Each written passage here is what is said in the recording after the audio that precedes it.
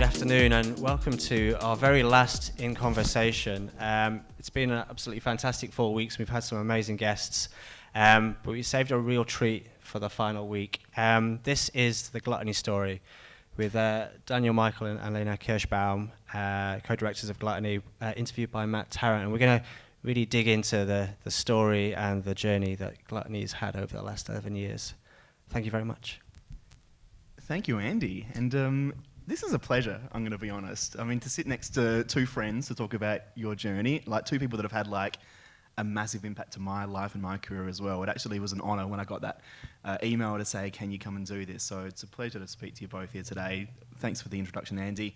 I'll do a quick intro to you both as well. I think it's important. So Elle is the co-director of Gluttony, but also the creative producer of Highwire, also acrobat, juggler, MC, performer, and at one point I know you were the only female juggler of chainsaws in the world. Is that still the case? I mean, I don't actually juggle chainsaws anymore, so I'm not sure that I could make that claim. But you did. But I did. You can still claim it. There's a lot of false claims at the Fringe. I've made a lot of them, so feel free to take some more. Elle also gleefully showed me a video of her wrist snapping while juggling chainsaws once, which was quite disturbing. That's not ideal. And obviously, Daniel, yourself, you're a man of many, many talents. Can't juggle. Can't juggle, can't do much, apart from what I'm about to say, to be fair. But you are the director and owner, co-director and owner, operator of Gluttony. You've done so many other things: event promotion, bar and events, manager for Groove Events, Lucky Dumpling Market, and at one point you were also a legendary DJ as well, MPK. The older I get, the better I was. And the more hair you lose as well. We've already discussed that before starting the film. It's a growing bald spot. I love it. But I guess the reason we're here today is to talk about, for me at least, the most important thing you've both done, which is Gluttony. And for those who don't know Gluttony, it is the biggest hub, I believe, at the Adelaide Fringe now. It has, at least it's my favourite hub. It's a place where artists now love to go and visit, audiences love to go visit, and we want to talk a little bit about the journey from where Gluttony began and where I guess it's come from today. So, Daniel, I'd love maybe for you to start this off, because obviously the person who originally came up with the idea of Gluttony, where did that come from? Why did you decide to create a hub? Well, actually, I didn't. There were these two guys that came to me and said, we want to put on a food and wine festival in Fringe, but we've never done an outdoor event before, and I used to put on music events. And I wasn't sure. That sounds pretty straightforward. So we put on a food and wine festival. And we sort of came up with the Gluttony as a name because, it's a food and wine festival. Put a stage in it, put some Fringe performers on the stage, lost a lot of money. The other two lost interest. But I thought, there's something going on here that I'm really enjoying. And so we went from just having like a stage with performers on it that we paid to running an actual hub where we had venues. The next year we had 3 venues, had a different business partner. And then we continued to, let's say, refine our skills or lack thereof. I mean,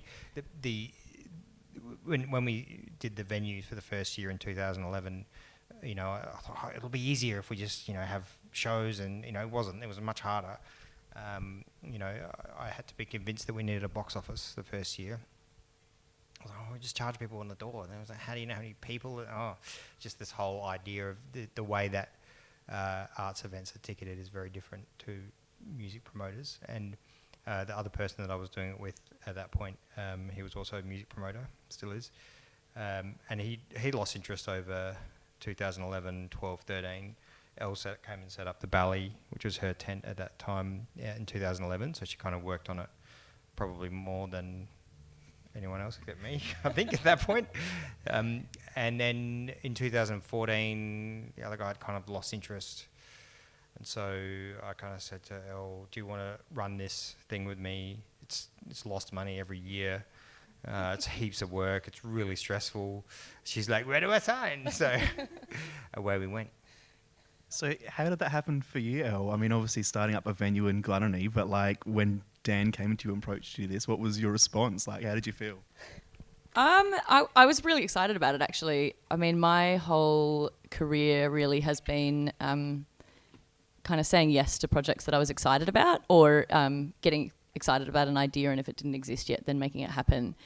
So I absolutely am like just kind of a yes person. And I think one of the things that I've been good at is kind of following my nose. And when something feels like it's got bones to it, then, you know, giving it everything that it's got.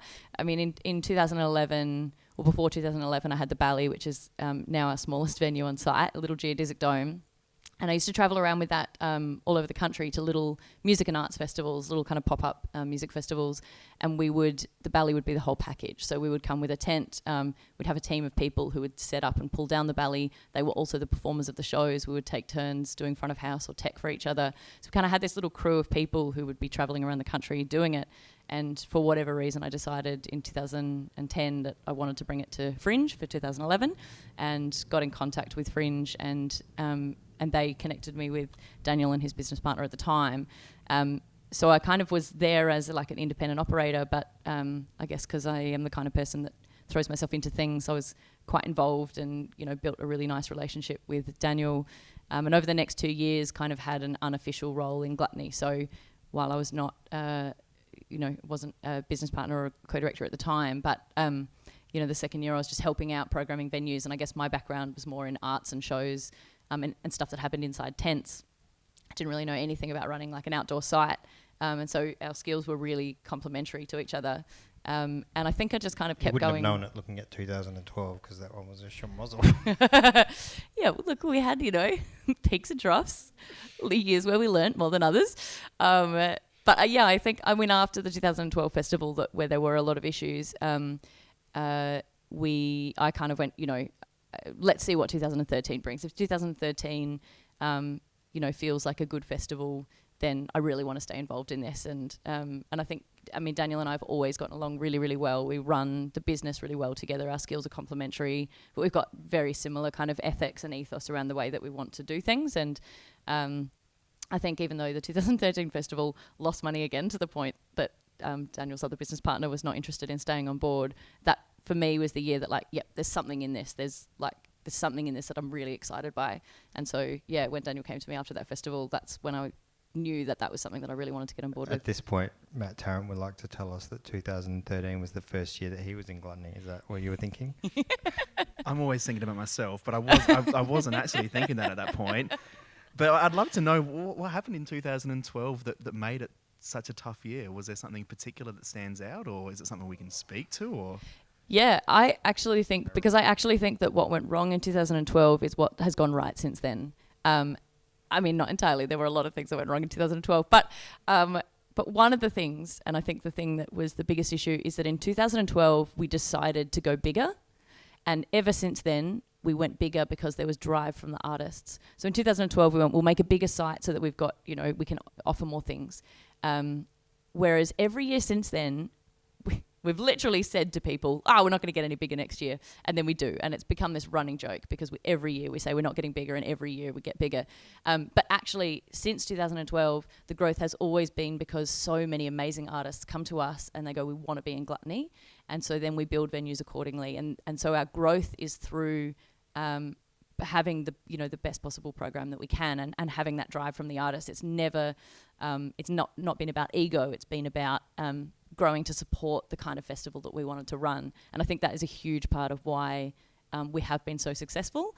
And so I think that for me, 2012 was a bit of a growth year from that perspective as well, of, let's grow in an organic way. And I think that, combined with our passion for putting on the best experience that we can for artists, which is what's kind of enabled that interest from artists and that organic growth, that has been, I think, the one of at least the biggest keys to our success.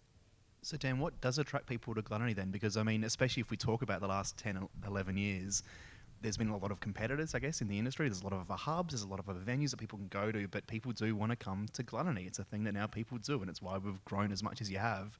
What is that thing that brings people in, or at least what was it originally that brought people in when they had other choices? Look, I'm not exactly sure, because I think that's different for every person. But one of the things that I've always found when putting on events, any kind of event, is that you want it to be something that you would like to go to yourself. So you think about the sorts of things that you want. I would like to be able to sit down when I go there. I would like to be able to see some shows that I want to see. I would like to have an environment where people aren't screaming at me. These are the sorts of things that, I'd like to see in a venue. So those are the sorts of things you do, or, pleasant bars to be around, or, pleasant environment, space to move around in, clean toilets, all that sort of stuff. But also I think one of the things that we, particularly when Ella and I started working together as co-directors, one of the things we wanted to do was to have a better program. And so at that point, most of the top selling shows in Fringe all went to one venue into the Garden, and then there were other comedians that would go to particular venues or whatever as well. And so we're starting from a really difficult place to try and attract shows that are going to sell tickets, right? And so we just worked on trying to make the environment for artists as pleasant as we possibly could. And part of that is, better venues and better communication, like talking to people about what they need, helping them sell tickets, coming up with creative ways to market their shows. And so as the program improves, because artists want to come back and they tell their friends they had a good time, or the word gets out, then you get a better program. And when you have a better program, you get more people wanting to buy tickets, and then they come into the hub, and then you have more resources to improve the facilities, like places for people to sit, and clean toilets and nice environment, and sort of a cycle that has continued since. Every year we try and improve the customer experience, the artist experience. We want everyone who comes into the hub to have a pleasant time, and that also goes for staff, because if you get good people working in the venue and wanting to come back year on year, then they're able to do a better job year on year, and then you have a better experience for artists and punters, because the staff are good at their job and they know how to seat a venue, and someone else knows how the sound works, and someone else knows to empty the bins and not when the show's on, and the magician's in the middle of doing a really quiet trick, and all these things are problems that happen and you don't anticipate them, but in time, as people get better at their jobs and more experience, then those problems disappear. So looking back on those first few years, like, who are the artists that are there? Like, are they artists that are still there now, or what's that lineup looking like for the first couple of years?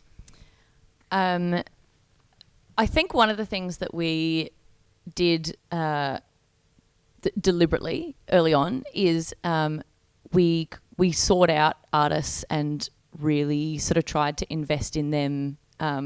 And I think, like, you were one of those people that one of the things that we did is when there's some incredible local talent here, and we want to work with them because, that's long-term relationship building. If you've got really incredible local artists that are going to want to be doing the festival, if we can build a really good relationship with them and I suppose make that experience as pleasant as possible, like, that's such a fantastic way for us to be able to grow as well. And so there's been a few people, yourself included, who have kind of, I think, grown with us at the festival, and we've been able to support you, but actually you've been a huge part of supporting us as well, you and some of those other artists too. So we've definitely got some really long-term relationships with people, and I think that that's one of the things that we try to do, we try really hard to do, and I think part of that comes through sort of us trying to be quite transparent, so that when we do make mistakes, which we absolutely do, is that we kind of own those and have conversations with people about how that we can make it better, but also really try and invite from people what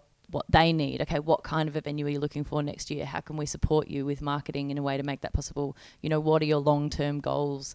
What are the things that you want to get out of this festival, and how can we kind of support that? And so we've tried to kind of constantly be making improvements to what we can deliver to artists to help foster those relationships. And there's absolutely, I think there's 2 people in the park this year performing who have performed with us every single year since 2011. And there's quite a handful of artists that have been with us either since 2011 and have kind of had years off, or people who have been with us, for a very, very long time, like yourself, been there since 2013. Like, that's a really long-term relationship, and I think that comes from trying to be as collaborative as possible with people and invest in those relationships as well. I think there are 3 if you count yourself, because you did a spot on the weekend, so that counts. I think one of the funny things, and one of the things that I love about Gluttony, is that when I talk about Gluttony, especially to other Gluttony artists, is that they never talk about it as like a venue or a hub. They always say like Gluttony is more like a family. And I'm assuming that's something that comes from very much the top. So from you two and how you've kind of put that relationship in, how have you done that? Like, how does that work? And I guess that probably just is not just artists as well. That's probably staff and people that work in the bars and venues.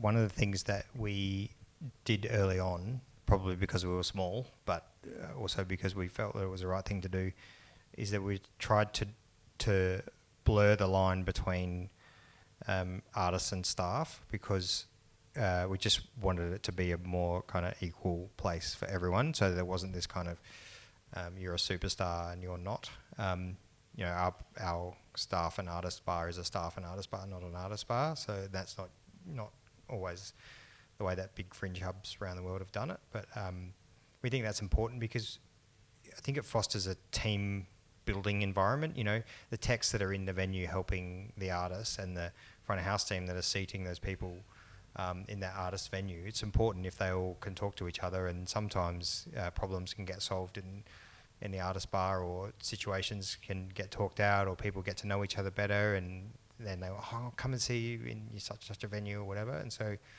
that team environment's really important to us. It's been really hard. I mean, look, everyone's job is hard in COVID, right? But the last couple of years doing the kind of social calendar of events that we normally do is really hard. Like we'd have a wine tour every year. We'd put a bus or two. Well, you can't do that in COVID. You could give half your site COVID, you know. So, oh, we're shut now. Bye. So you know that's been challenging. But having like central sort of meeting points and social events and you know Facebook groups and stuff like that, I think is really important. People come to Fringe for lots of different reasons, and a lot of people come for the experience of being involved in a festival environment, and so you want to make it fun and happy and feel like you're part of a team and a family when that happens. And a lot of people are away from loved ones and stuff as well, so you know, they're looking for that connection. I think as well, again, we've tried to kind of take some of the ego out of it, and I think maybe that comes a little bit from Daniel and myself as well, is that I always say that we're big dorks, and he has a problem with that. But it's that's true. I can confirm that's 100% true. Well, I think that is a really important part of it. I think that like we don't, you know, we're not kind of coming into this with egos, and you know, I don't think that. Well, I hope that it doesn't come across that we feel like there's things that we can't do. I mean, you know, there's weekends when we're grabbing a Warwick and picking up rubbish because that's the thing that needs to be done. There's, you know, we build tents, we clean tables, we do whatever needs to happen. And I think that also, you know, a lot of our managers and core team are like that as well, that there is this sense of like, we're all in this together. We're all here to make this the best experience that we can. And so I think that with that kind of attitude comes kind of an approachability, and I think that is a really key part of it as well, that there isn't this sense that individual departments are kind of isolated on their own, but that we're all kind of part of this one big team. And yeah, you know, whether it's those social events that we do, the Facebook group, or just, I mean, I think we try hard to do that, but also it just naturally happens because we also just tend to work with really great people who are inherently kind people, who are inherently kind of people who want to support each other. And so that's part of it too. I just want to say that neither of us are very good at building tents, especially not me. But I can account. I think it was last year I rocked up at the hub and you were there in a high-vis vest putting up like scrim along a fence. And I was like, what are you doing? Like, surely there's someone that could do this. And you were like, I just got to get it done. Like, it's what we do here. And like, that was like really eye-opening for me as well. Because despite the fact that it's, you know, 10 years on, you don't have to do that anymore if you don't want to. Yeah, I think that point was probably the only time I'd done scrim that season. But we did actually, no, I worked on 2 tents this year. There was a Magic Mirrors. Both Elle and I were on it, along with about 40 other people because it was running behind schedule. But only for like a couple of hours. But then there was another tent, and it involved tightening straps, and you needed brute strength. I sucked at it. And after about 10 minutes, I was like, guys, I'm just in your way. See you later. I think one of the things about like the Gluttony family as well that I've noticed over the years is that there's very much like a like side of it. So there's like that gender split is really good in Gluttony. Like it's the first venue that I've been at where I always work with a tech operator or a venue manager who is female, which is very rare, I think, in this day and age. Is that something you've done on purpose? Was it like strategically done, or has it just happened? It's not entirely on purpose, but it's definitely something that we've been conscious of. I think, our tech team joke that because they hired a male person to be part of the tech management team last year, they were jokingly calling him the diversity hire, because it just happened that our entire tech team of 6 management are all women, which is You credit Tiff for that joke. yeah, which is quite unusual for the production industry in general. But I think, yes, I think we've been conscious of it. There's been years where we've had more men in the management team, and the dynamic is different. I think it helps that we do try and again make sure that the kind of people that we hire are kind and supportive people. So the men that we do have in the team don't kind of walk in dick first, was an expression that was used in a job interview recently. But oh. Okay. But I think it's just, maybe I think when you've got a bunch of strong female leaders in a management team, it attracts more strong female women to be female women, more strong women to kind of apply for those roles, to kind of look at a site and go, oh, there's a pathway for me into management. And I think that's one of the things that's often missing, is that particularly in male-dominated industries, for example, our site team, our production team, these groups of people that often work in industries that are very, very male-dominated, is that when you don't see women in leadership positions, even if you do kind of go, okay, yeah, we've got, these are our diversity hires, these are the people that we're kind of hiring to meet a quotient, those people are not necessarily going to feel like they've got an opportunity to rise through those ranks or to see themselves in other positions. And I think also, it's a little bit of a self-fulfilling prophecy in the sense that people talk about that. They go away and go, oh, I worked in Gluttony, it was this really supportive environment, more women are likely to apply for those roles. It was only a few years in, maybe 2015 or 16, that we actually realised that was the case. And so it wasn't that we had set out, like Al said, it wasn't a plan, but it was just that I don't think had the sorts of biases that a lot of other places do. So it was like, oh, that person's good at the job, you'd be good at this, or this person would be good at that.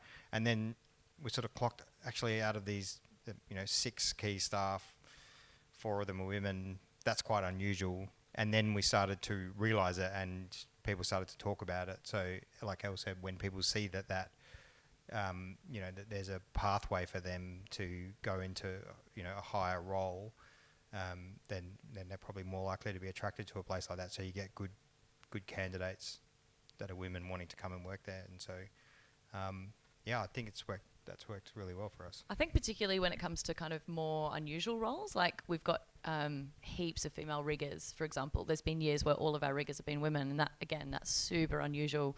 But if people see that, then they go, oh, I'm interested in that job, I want to learn about that job. And so then they go and study rigging and become one of those riggers. I think that, particularly when, there's jobs that are a little bit more unusual, often those are just pathways that don't seem to exist to other people when you're not seeing it.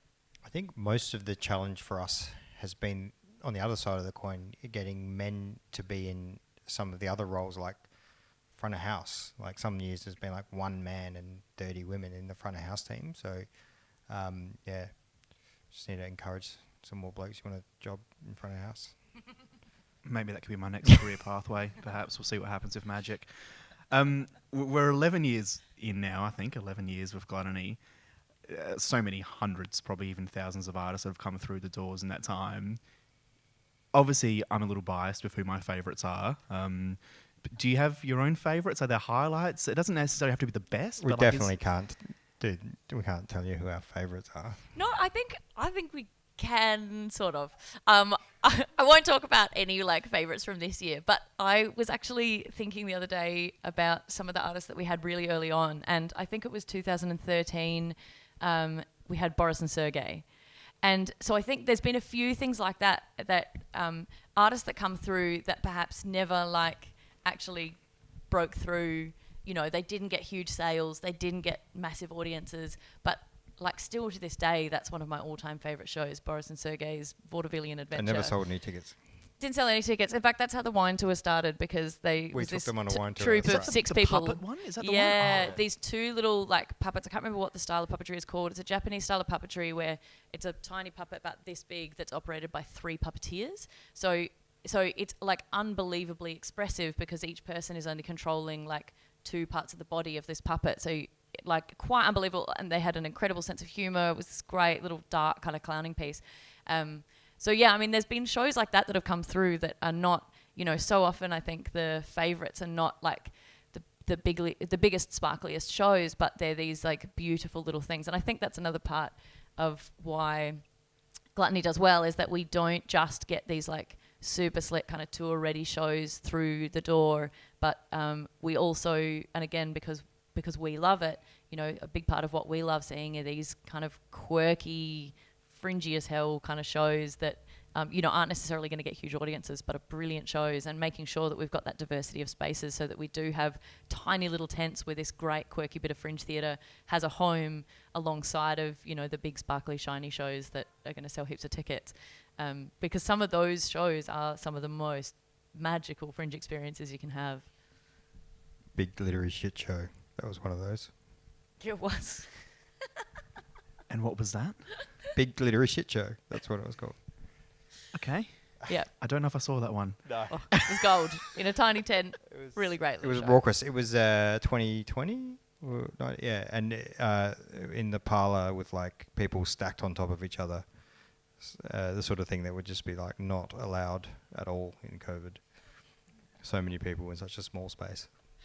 I did a late night show once with Andrew Silverwood, and I think that was probably my least favourite show that I've been in, because I was involved in it. And I think Andrew had been trying to get me into this show for years, and I just said no every year. And he finally got me and my stage manager Bowen, who is not what I would say a comfortable person up on stage, to host this show for an hour, and it was a disaster. And it ended up, we just unravelled our lives in these sex escapade stories, and I'm just there like, why am I saying these things in front of like 8 people? My wife was there hearing all these things. There was this beautiful elderly couple in the front row who had just come to see my magic show and are now hearing these tales of woe. And then it ended in this like cream pie fight with the audience. It just... Anyway, that's probably one of my highlights, like in, I guess, the adverse effect. It's definitely a low I light. quite like the cream pie idea. That's a good one. Yeah. Do a cream pie show. Yeah, okay. I just feel like you like the idea of people smashing things in my face, I'm assuming. No, I just like the idea of a pie fight. Well, there you go. 2023 Fringe, Daniel. You've Someone got your actually lineup. pitched an idea like that to me earlier this week. So A pie we fight? should chat. Not exactly, but you know. I mean, it does seem a bit wasteful, but it sounds like fun. I guess we'll see that next year. Speaking of, like, I guess, shows and highlights, and you mentioned Tour Ready as well. One of the things that the Fringe, the Adelaide Fringe especially, does really well is having a program that allows people to come to the festival and experience, you know, this festival. It's called Honeypot. And I know you've both been involved in Honeypot over the years, I guess both as an artist, a producer, and a venue. How do you use that platform to find acts, and, like, what's been that Honeypot experience for you both like? For me, Honeypot is, I mean, yeah, like you said, I've kind of experienced on both sides because I produce and tour work outside of the festival as well. So I love Honeypot with that hat on. For me, with Gluttony, one of the things that Honeypot allows us to do is meet new artists who we wouldn't necessarily have an opportunity to see or to meet as a part of the festival, because it allows us to put ourselves out there and I guess say we are open to having conversations with artists. Here is a platform that they can actually come up and meet us and put a face to the name. They can, you know, invite us to come and see their shows so that we can see their work. And we've absolutely, you know, we've got heaps of artists who over the years we've met through like Honeypot Hives or you know, they've gotten our list through Honeypot. And sent us an email and we've gone to see their work or just at least started a conversation. So I think what it does is it opens up us and other venues to be accessible in a way that just doesn't really exist outside of a program like Honeypot. I mean, as an artist and producer, I'm a part of lots of showcase events all over the country, but none of them have the same kind of open access that this does, that both Fringe does in terms of accessing it as an artist and being able to come and put on a show, but also to meet those other producers and things, to have a direct contact point, to have an email address and a phone number for someone who they want to meet and build a relationship with. So I think that's been really important. And again, because we are really passionate about building relationships with particularly local artists, but also to foster relationships with emerging artists and kind of help to work with them about what their goals are, and Honeypot is a really great place for that. It's also, I also use it as a way to advocate on behalf of our artists. So, there are delegate-only events that happen as a part of Honeypot. And so a big part of that for me is attending those events and having conversations with people when there's presenters in town, big international presenter who's in town, and I actually have an opportunity to one-on-one go, what are you looking for? And they tell me and I go, great, here's, a handful of shows in the Gluttony program that you should go and see. And I think that's a really great way as well that we can support our artists, is to be actively advocating for them, to keep on having a touring life outside of what they're just doing here at Fringe. Yeah, I was just going to say, we've got a range of sizes of venues from the Valley right up to, big ones.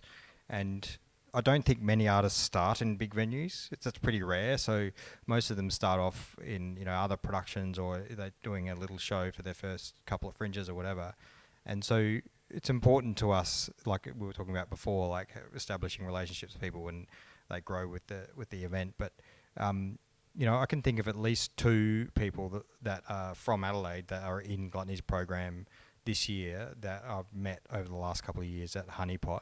And we didn't necessarily think that we would program them right there and then, but we may have gone to see their show, and then maybe a year or 2 years later, we have programmed them because, we may have thought that wasn't quite ready for us to program at that time, or, or in one case it was, and we did. But yeah, it's a great opportunity to meet artists as well and get to have an actual conversation with them in a forum where you're not running around, or, often during the festival we're pretty busy, and so my only regret is it's hard to get time to come to a Honeypot, but I always try and make at least one during the festival, and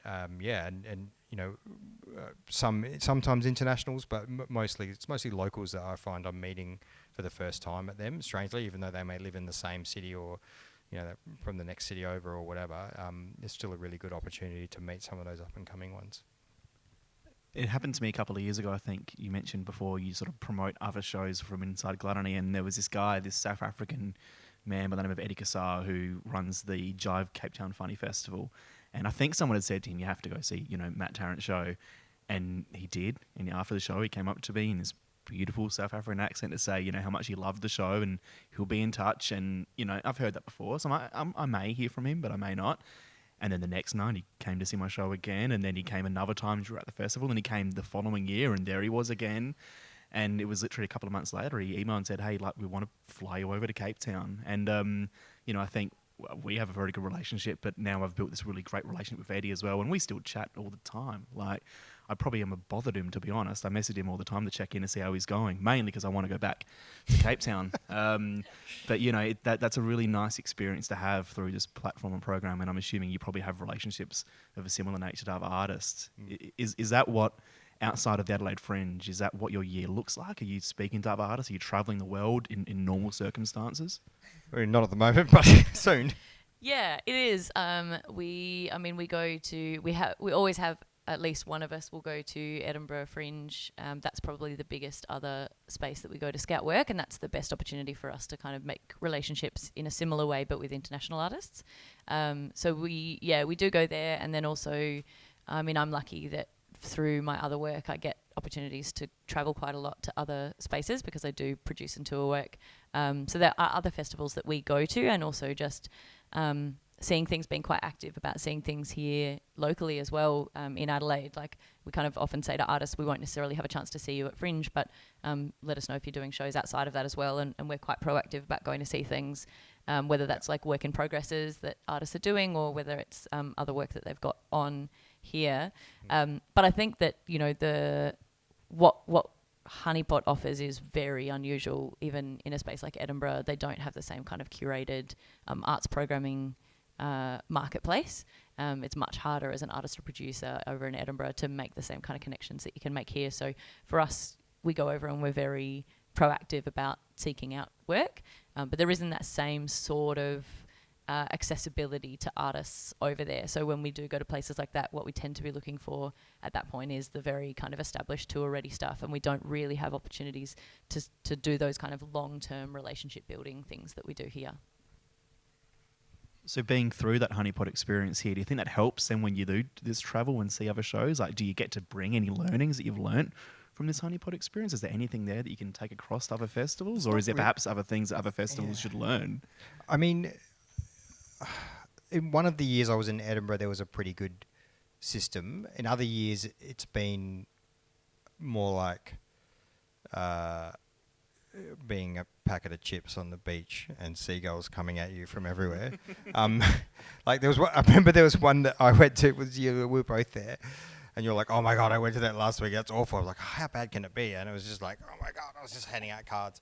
I don't think I booked anyone from that, but it was just, it was carnage. Whereas Honeypot is more structured and thought out process rather than a kind of slapdash one. Sorry, Edinburgh, if you're watching.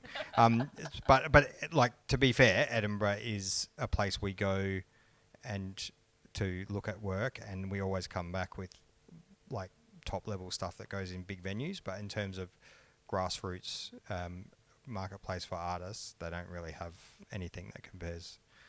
Yeah. I think one of the things that we do have, one of our like secret weapons in programming is Gemma Winter. So the programming team for Gluttony was just myself and Daniel for a long time, and then a few years ago we brought on Gemma Winter. She was a volunteer who just worked at Gluttony and then applied for a 2-week job that we had, which was just doing admin support during our programming time. At the time we didn't know, but she'd quit her full-time job to take a 2-week job with us because they wouldn't give her the time off, because she was so passionate about working with us and working in festivals. And one of the things that she does extraordinarily well is she is so passionate about seeing work at kind of a more grassroots level. So she will really actively go and seek out these amazing shows that no one else has ever heard of, and especially really unusual kind of things, you know, kids shows that are really experiential instead of just in a theatre and that kind of thing. So it makes our team very well-rounded, and I think that in a space like Edinburgh, one of the things that she does really well is just keeping her ear to the ground. And so while we're kind of, because it can be quite a lot of work to bring in producers that have got really very big complex shows, because there's a lot of back and forth about whether we can actually support that, what they need in a venue. So while we're doing a lot of that sort of stuff, you know, Gemma's kind of like got her ear to the ground, finding out these little acts that, you know, you would never hear of but are bloody excellent, and kind of going and starting to build relationships with those guys. So I think that that's a really powerful part as well. And yeah, is perhaps not anything to do with kind of learnings from Honeypot, but I guess kind of trying to do some of the things that we can achieve here through the Honeypot program in a slightly different way. And that we couldn't do that without someone like Gemma, who both had time to invest in that, but also was just really, really passionate about, you know, artists at kind of a different scale and a different level. And, you know, she's also got fantastic kind of instincts for what is going to become, you know, what really good, or like, yeah, this was okay, but actually if it was just presented in a different setting, it would really pop, and that kind of thing. To sum up, yesterday she told me she was down with the young people. At least one of the three needs to be, I guess. I mean, maybe. that is right. actually true. There was a couple of people that we programmed this year that Daniel and I were like, oh, I've never heard of this person. She was like, they are famous on TikTok, we're programming them. Like, all right. Yeah, I don't know TikTok yet either, to be honest. So that's definitely not my thing. What these young artists, or it doesn't necessarily have to be young, but let's say like these fresh artists that maybe haven't done a big venue before, or haven't been in a hub before. Is there something they can do to catch your eye that maybe not? It might be outside of the show itself. Like, is there something that, like a story you've had along the way, or someone that's come to you with maybe an idea that maybe not be ready, but like I can tell you what not to do. Okay, yeah, that's good Don't, as well. when Elle says to you, what's your demographic, don't say fringe goers. Oh, That she's like, That's quite broad. she's like, oh my God. But the flip side to that is that we've programmed people before where we had no idea what their show is, but they actually absolutely nailed the demographic question. I'm like, oof, this person, yeah, they know what's going on. It's important to know who your audience is for your show. Yeah, because if you can't describe to us who's going to come and see your show, how are we going to be convinced that anyone will come to see it? And how are we going to know where to program it? What, if we don't know who it's for, we don't know what time slot to put it in, we don't know how it's going to complement the rest of our program, how it's, I think that, I always say there's a few really important questions in the EOI, in our expression of interest. We've got a big form and it's probably got 25, 30 questions in there, and there's about 3 that we actually give a shit about. And if you haven't answered at least 1 or 2 of those very, very well, we're not even going to read the other 20 questions because that tells us everything that we need to know. And then, of course, if we are interested, all those other questions become really important because it's okay, can we actually stage this and how and where and what are your availabilities? But there's a few things that I think are really important. And those are the people, often the small artists who are up and comers, they might not have the best show yet, but often, there's people who are really passionate about learning the best way that they can do things. And there have definitely been producers, whether they're external producers, like independent producers, or whether they're a person, one of the artists in the show who's taking on that producer role, is that we've definitely programmed things just because we've been so impressed with a person, because they've, they might be brand new, but they're so passionate about going out and finding out what they need to know and how they need to do things well. And there's been a couple of shows even this year that we programmed that we were perhaps not very excited about the show itself, but the producers impressed us enough to kind of give them a shot, and they've actually really over-delivered. That's definitely says a lot about answering at EOI really well, because there's been great shows that we haven't programmed or that we've programmed reluctantly that have been amazing. I think if you're kind of really interested in knowing what you don't know and you're happy to listen to people and learn, I think that stands you in such good stead moving forward. I mean, the best thing is if we can see the show, obviously. That's been pretty hard the last couple of years. Like, I went to Darwin Festival to look at shows, and by the time I got there, most of the shows were cancelled because the borders were shut, and then there was a lockdown for the last 2 days that I was meant to be there. I had all these shows organised, so that was a disaster. Didn't get to go to Perth because the borders were shut, so, there's been all these kind of challenges over the last couple of years to seeing shows, so a lot of shows were booked off of YouTube clips and reading the bio, and the 3 of us debating in the kitchen of our office what we should book. Do you remember what I did when I first came to you? Because it would have been just you at the time, I think, Daniel, when I first came to Gluttony. I think Danny Hoban, did she recommend you? I think she did. She could have, yeah. I think what happened, I'd been doing these tiny little events at pubs around Adelaide, and we'd done a previous Fringe where we did like these crazy amount of nights and shows all for free. And then I'd put together this like PDF package of like, this is what magic is, and these are all these magicians, and this is our target market. And like, we literally put together this really strong brand sheet, and this is what the show could possibly be. The people in the show, we'd never done a stage show in our life. We had no idea what we were doing, and there was a chance that it was going to be rubbish. Opening night was rubbish. But I remember we I think realised that if you haven't seen our show, if we haven't done a show yet, we had to know what the show could possibly be, whether it was right then or in the future. And I think that was an important thing for us. And you gave us a really good slot. You gave us a really good venue. And we had a pretty good run. And from memory, I think our first year you even extended our run because we sold that well. Yeah, a pretty good run. I think you actually sold out every single show that you did, and then we found an extra week for you to do. That's a pretty good run, yeah. Yeah. I also remember that the venue didn't have air conditioning. Do you remember that? Yeah, we didn't have air conditioning for years. Yeah, they had fans. I was like, you've got 2 fans in there. What are you complaining about? It's not that hot. Yeah, I was a very sweaty man, and I complained a lot. So hot. It was very hot, but we loved it. And I think following that journey of being in that tiny little tent, and then following, I guess, the journey over the years, I think I've been in probably one of, if not the biggest venues every year since. That's been a really fun ride. So thank you for saying yes. But that's also testament to like exactly that preparedness, that if you are a new artist and you don't perhaps know everything, or your show isn't actually at that kind of really professional tour-ready place, that doesn't stop you from being able to go out and and do the best job that you possibly can. And I think those people who are really proactive about learning what they don't know, or in the situation that you had, going, okay, well, how can we show these people what this show can potentially be? That kind of level of effort that you've put into that, I mean, that speaks volumes, not just in the sense that you can then tell us what your show is going to be like, but we can extrapolate from that. This person's going to be organised. They're going to be able to return emails on time. They're going to be able to tell us exactly what they need, because they're going to know. They're going to do that work in advance to know what they need, which is going to make our production team's lives easier. They're probably going to be good at marketing their show because, look, they've put this shiny PDF together. Like, there's actually an enormous amount of information that we can extrapolate from something like that isn't necessarily just the things that you were intending to tell us. And so I think that kind of thing is the kind of thing where we have had those relationships with artists that perhaps weren't ready in some other ways, but that kind of thing tells us, like, well, we can help fill in the gaps. Like, we can help support them in the ways that they don't have the answers for yet, because look how proactive they are, look how organised they are, look how much they are passionate about their show, and look how excited they are to make their show the best thing it could possibly be. The last couple of years have obviously been pretty tough and risky for artists, for venues, for everyone that works at these spaces.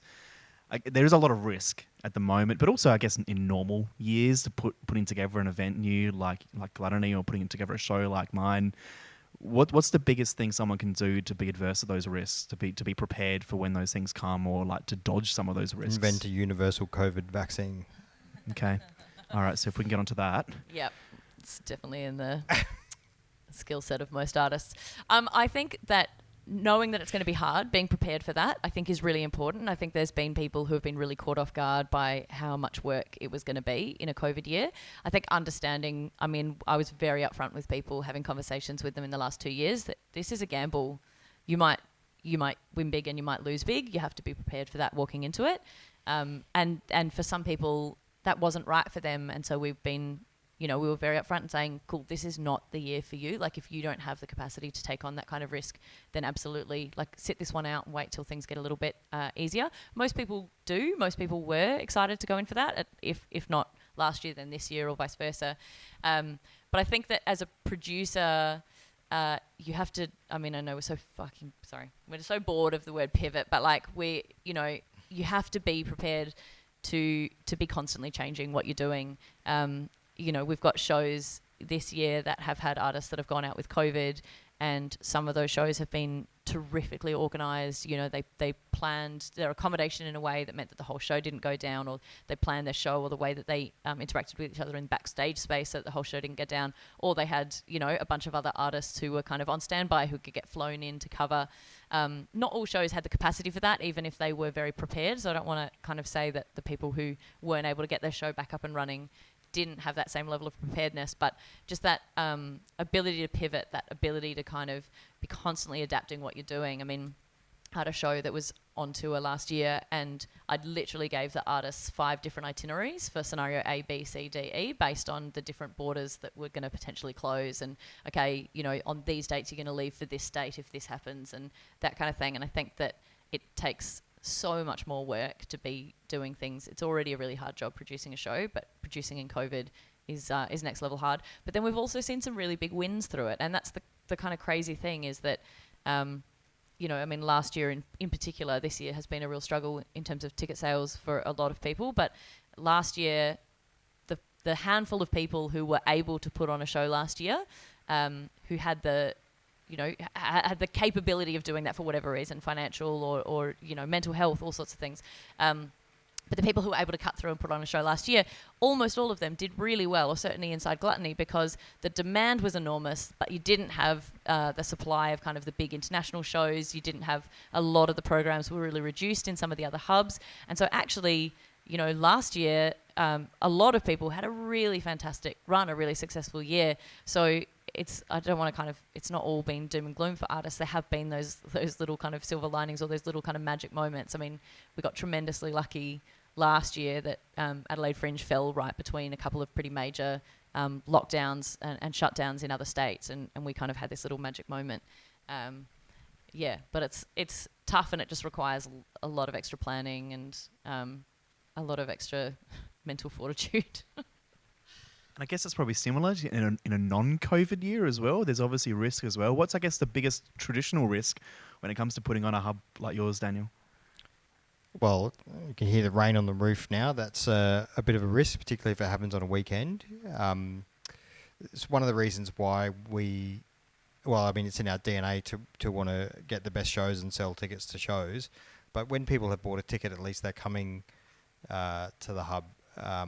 So that helps kind of reduce that. If it rains, they just run into the tent and go home straight afterwards. But and there's a lot of because you're building something and you're building power and plumbing and rigging and all kinds of stuff. There's quite a lot of workplace risk. So working on safety stuff and insurances and all the kind of boring things that people would think are not associated with a fun festival. There's a lot of that goes on, so a lot of our life is taken up with that. Toilets and rubbish, it's a very big part of my life. I can't get away from it. All of that stuff, and obviously if people don't come, if they don't buy tickets, if they don't come into the hub, they don't buy drinks or whatever, you're still stuck with most of the bills. And so there have been moments when we have not made any money when we've had a lot of people in our hub, even in years not that long ago. So that can happen. That absolutely is a possibility. Yeah, I think the financial risk is the biggest thing. That goes for us and it goes for artists. But I think that a lot of people underestimate just how much it costs to build a pop-up hub when you don't have any of that brick and mortar infrastructure. Every single thing that's in the park we have to bring in, and there are so many invisible costs that people just wouldn't notice or understand. The grass remediation, just the amount of money it costs to run power from the handful of power boxes that there are, the backup generators we need to have for when town power goes down, all of those kind of things. Like, that stuff just costs an unbelievable amount of money.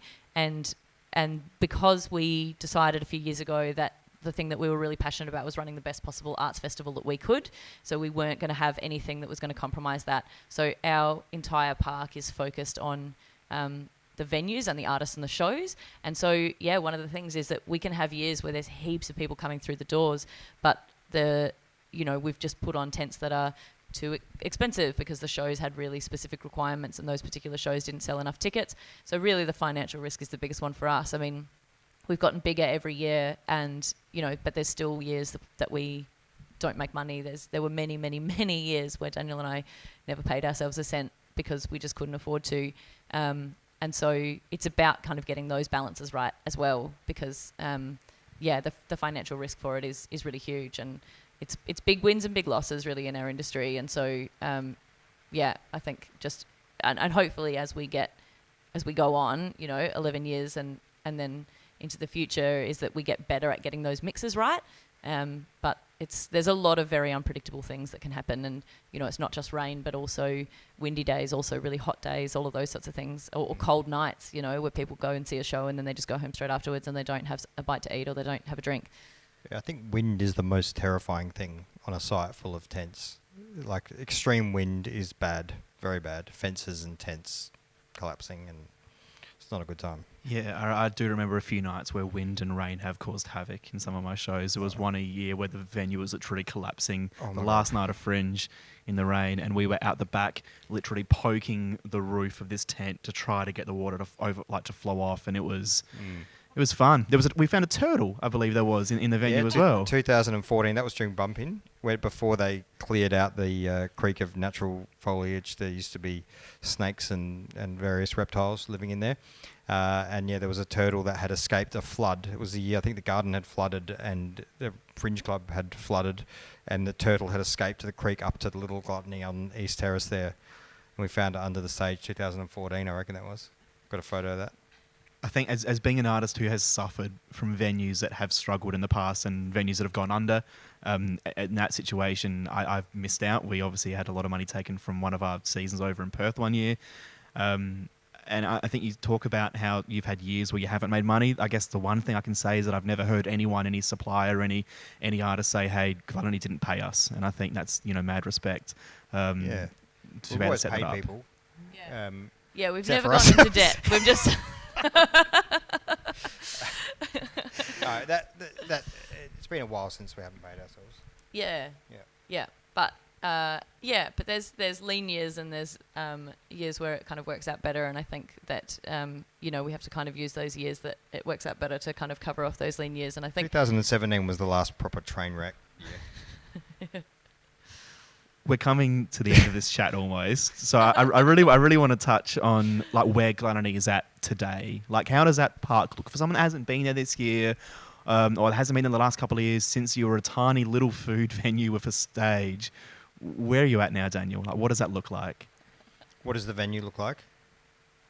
Yeah, like what size we talking? What sort of artist how numbers big? we talking? 65,000 square meters. And how did it start? Like 2,000 or something, or 3,000. It was a little park that sort of doesn't exist anymore. That was next to Tandanya, and they've moved the road. Yeah. Yeah, I think. I mean, I've got friends who haven't seen the festival since, or in the last kind of 5 or 6 years, and I say to them, you just literally wouldn't recognise Gluttony now. I mean, we just occupied a very small part of the park for a really long time. We had the Fringe Club on one side and Clipsal on the other side.